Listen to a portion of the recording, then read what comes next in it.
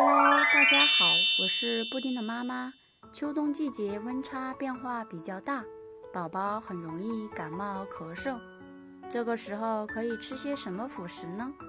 今天就给大家推荐这款金桔雪梨汤，适合感冒不爱喝水的宝宝，大家可以收藏备用。首先将准备好的金桔放入碗中，加入盐，再倒入清水泡15分钟，再清洗干净，切成片。我每天都会更新布丁喜欢吃的辅食，喜欢的可以点赞、关注、收藏哦。然后再用刀剔出金桔的籽儿，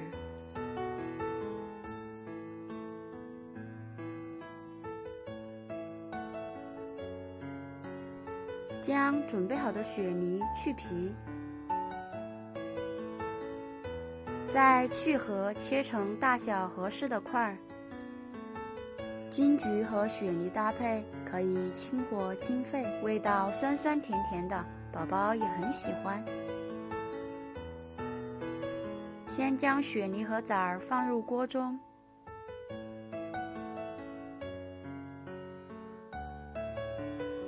再放入金桔，加入几颗冰糖，再倒入适量的清水，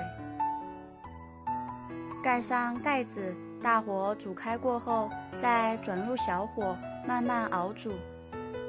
将金桔和雪梨熬煮软烂，就可以盛入碗中，放凉过后，宝宝就可以连着果肉一起吃。也可以将剩下的汁水倒入保温杯中给宝宝喝。好啦，今天的分享就到这里啦，喜欢的可以点赞、关注、收藏哦。我是布丁妈，育儿辅食就找它。